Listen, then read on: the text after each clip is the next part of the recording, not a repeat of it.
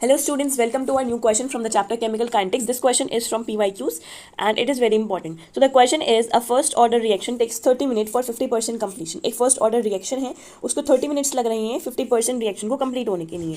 Calculate करना है आपको time required for 90% of the calculation. तो जब फर्स्ट ऑर्डर रिएक्शन 50% कंप्लीट हो रही है 50% कंप्लीट हो रही है that means T half means जो ओवरऑल रिएक्शन है वो आधे टाइम में कंप्लीट हो रही है तो वहाँ पर हम टी हाफ फाइंड करते हैं. Okay, in next lecture I will means in next video I will give you about the relation between T half and के.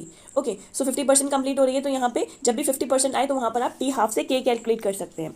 सो और आपको बताना है टाइम रिक्वायर्ड फॉर 90% कंप्लीशन, तो उसके लिए हम ये वाली इक्वेशन पुट करेंगे 2.303 upon T log R naught upon R. Okay, अब आपको यहाँ पे टी फाइंड करना है तो आप टी को ट्रांसपोज कर देंगे और के नीचे आ जाएगा तो क्या हो जाएगा, टी के प्लेस पे के हो जाएगा और के प्लेस पे टी हो जाएगा. क्वेश्चन ये कह रहा है कितना टाइम आपको लगा इस रिएक्शन को कंप्लीट करने के लिए, तो आपको टी फाइंड करना होगा और के की वैल्यू आपके पास है नहीं तो आप 0.693 अपॉन के से फाइंड आउट करेंगे. ओके, टी हाफ क्या होता है 0.693 अपॉन के, तो वहाँ से आप क्या करेंगे के की वैल्यू फाइंड आउट कर लेंगे. ओके, सो अब हम स्टार्ट करते हैं.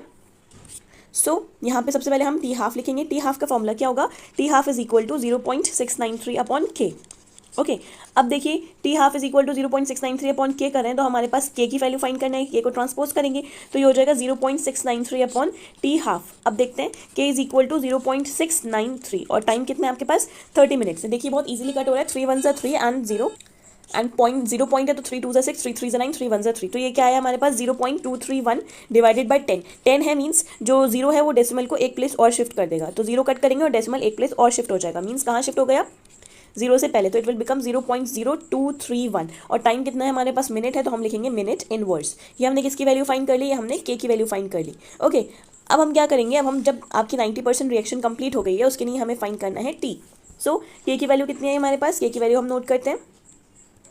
ओके, अब हमने ये नोट कर लिया. अब रिएक्शन कितने परसेंट कंप्लीट हो गई 90%, तो आर नॉट तो आपके पास 100 ही रहना है. आर फाइंड करने के लिए जितने परसेंट कंप्लीट होती है उसको 100 में से सब्ट्रैक्ट कर देते हैं. सो आपके पास आर की वैल्यू 10 आ गई तो यहाँ पे हम आर की वैल्यू 10 पुट करेंगे और के की वैल्यू भी हमने कैलकुलेट कर लिया है. So t is equal to 2.303 upon k की वैल्यू है 0.0231 लॉग आर नॉट की वैल्यू हमारे पास 100 है अपॉन लॉग आर की वैल्यू 10 है. 0 से 0 कट करेंगे so t is equal to 2.303 को हम डिवाइड करेंगे 0.0231 से डिवाइड करेंगे देन वी विल गेट 99.69. अब लॉग 10 की वैल्यू कितनी होती है 1 होती है और मल्टीप्लिकेशन का साइन है तो मल्टीप्लाई करेंगे और लॉग 10 1 होता है तो हमने 1 वैल्यू पुट करी. ओके, 99.69 की 1 से मल्टीप्लाई करेंगे then we will get 99.69. Time minute में है तो हम मिनट पुट करेंगे और इसको हम इनक्लोज कर लेंगे. आप जब भी आंसर दें फाइनल आंसर को आप रेक्टेंगुलर बॉक्स में एनक्लोज कर देंगे so that it can be easily seen by the examiner. Okay, so it is a very good way of doing it.